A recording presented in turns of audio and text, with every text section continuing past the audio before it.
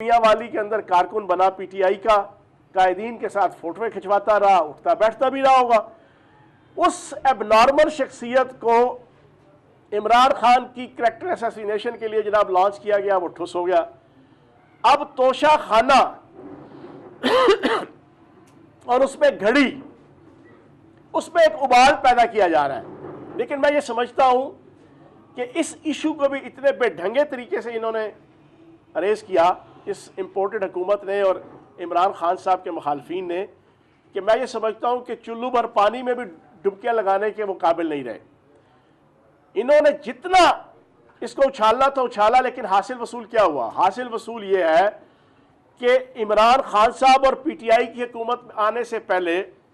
توشہ خانہ کے رولز تھے کہ 20% یا اس سے لیس کے اوپر جو ہے وہ حکمران قیمت ادا کرتے تھے اس تحفے کی، اور جناب تحفہ لے کے گھر کی طرف بھاگ جاتے تھے۔ بعض تو ایسے بھی ہیں جو میں نے آج سے 1 مہینہ پہلے لاہور میں پریس کانفرنس کر کے ڈیٹیل بتائی تھی کہ 3%، 5% اور 7% قیمت ادا کر کے مرسیڈیز کاریں، قیمتی ہار، قیمتی نیکلس اور پتہ نہیں کیا اور کیا چیزیں جناب، اور قیمتی قالین 3%،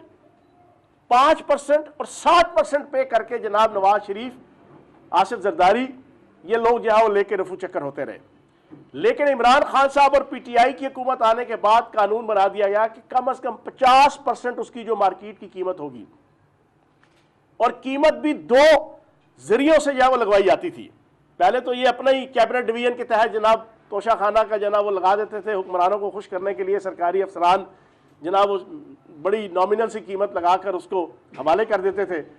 اب 2 کمیٹیاں بنائی گئیں، ایف پی آر کی علیحدہ ہوتی تھی اور کیبنٹ ڈویژن کی علیحدہ ہوتی تھی، وہ دونوں اس کی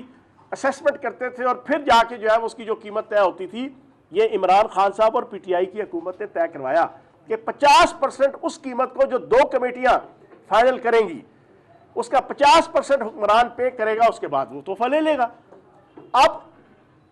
میں چیلنج دے کے یہ بات کہتا ہوں کہ اگر توشہ خانہ کے قانون کے اندر یہ لکھا ہوا ہے کہ جو چیز حکمران نے 50% پے کرنے کے بعد پھر اس کو ایک جائز طریقے سے اپنے جائز اکاؤنٹ میں اس پیسے کو جمع کرانے کے بعد اگر وہ نہیں بیچ سکتا، تو پھر تو آپ ہم سے پوچھیں۔ اگر تو قانون یہ ہے، کیٹاگوریکلی لکھا ہوا ہے کہ آپ نے توشہ خانہ سے پیسے پے کر کے 50% جو تحفہ لے لیا وہ آپ آگے بیچ نہیں سکتے، تو پھر تو یہ جتنا تماشا اور جتنا ٹوپی ڈرامہ اور دادی ویڑا لگایا ہوا ہے مخالفین نے، وہ تو کچھ سمجھ میں آتا ہے۔ ادروائز میں سمجھتا ہوں کہ شرم سے ڈوب مر جانا چاہیے اس پوری پی ڈی ایم کو، اس 13 گیدڑوں کی جماعت کو، کہ آپ پہلے اپنا گریبان تو جھانکیں کہ آپ کہاں پہ کھڑے ہیں۔ آپ تو 3% کے اوپر، آپ تو 5% کے اوپر مرسیڈیز گاڑیاں، قیمتی تحفے، قیمتی قالین، قیمتی نیکلس جو ہے وہ اپنے گھر میں لے کے جاتے رہے ہیں۔ عمران خان صاحب نے اب سمپل سی بات اس ایشو کے اوپر، گھڑی شفیق نامی تاجر کو دی گئی 5 کروڑ 10 لاکھ کی، شفیق نے آگے اویس مرچنٹ کو بیچ دی 6 کروڑ 10 لاکھ کی، اویس مرچنٹ نے ایک اور دبئی کی شخصیت کو آگے بیچی، اس دبئی کی شخصیت نے آگے اس عمر فاروق ظہور نامی 2 نمبر آدمی مشہور زمانہ، اس دفعہ بھی انہوں نے بڑا مشکوک اور ایب نارمل کریکٹر نکالا۔ پہلے میجر خرم روکڑی تھا، اب بھی جو نکالا وہ بھی ماشاءاللہ کوئی بہت بڑا حاجی نمازی یا پرہیزگار نہیں ہے۔ چلو کوئی حاجی نمازی پرہیزگار، کوئی متقی، کوئی جناب صاف ستھرا کردار والا ہوتا تو کوئی چیز اس کے منہ سے جچتی بھی، کرٹیسزم کرتے، لیکن وہ بھی جو بندہ نکالا، اس کو چوتھے لیول پہ کسی بندے سے اس نے خرید لی۔ اب اس کو آگے رکھ کے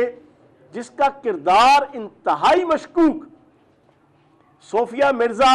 سے لے کر اس کے 3 بھائیوں کا ناروے کے اندر جیل میں ہونا،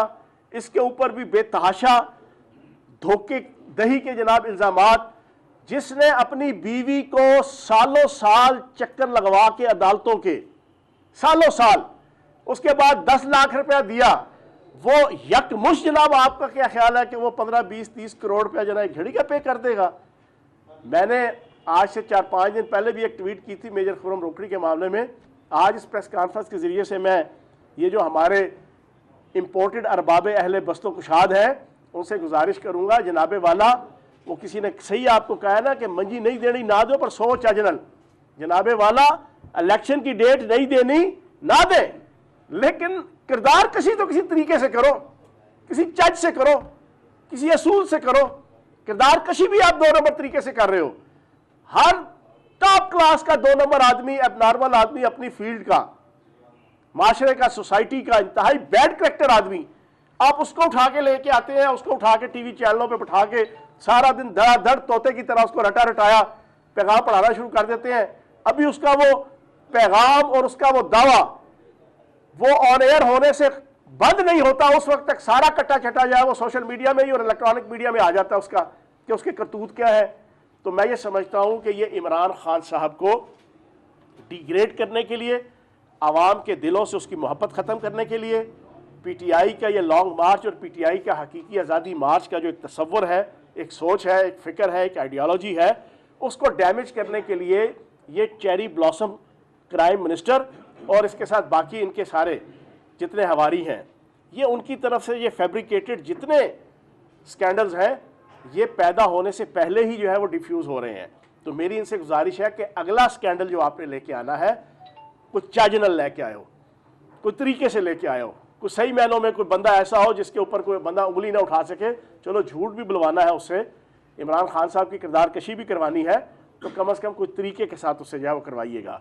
اب تیسرا اور آخری ایشو جناب لانگ مارچ ہے۔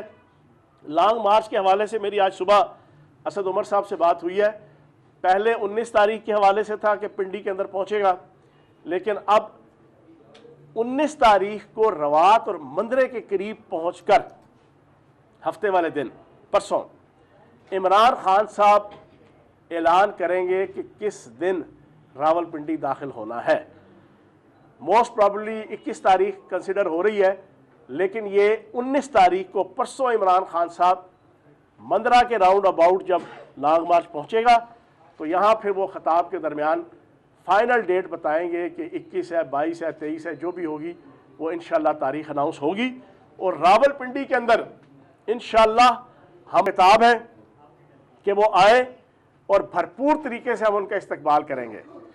ماہی آوے گا تو پھلا نل ترتی سے جاواں گی، وہ میرا ایک بڑا مشہور مقولہ پچھلے 10 دن سے اس لانگ مارچ کے حوالے سے ہے کہ راول پنڈی کی عوام انتظار میں ہے اور راول پنڈی میں انشاءاللہ 10 لاکھ سے زائد افراد پورا مری روڈ، روات سے لے کے کچہری چوک، کچہری چوک سے لے کے مریٹ چوک، مریٹ چوک سے لے کے انشاءاللہ فیض آباد تک انشاءاللہ عوام کے اور انسانوں کے سر ہی سر انشاءاللہ نظر آئیں گے، اور وہ سارے پاکستان اور پی ٹی آئی کا جھنڈا اٹھا کر اس بات کا عزم کرنے آئیں گے عمران خان صاحب کی قیادت میں کہ ہم پاکستان کو ایک حقیقی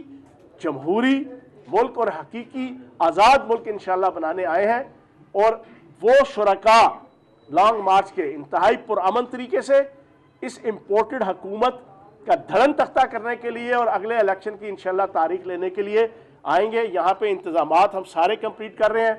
ان کی رہائش سے لے کے ان کے باقی جتنے معاملات ہیں وہ بھرپور طریقے سے پورے ہوں گے۔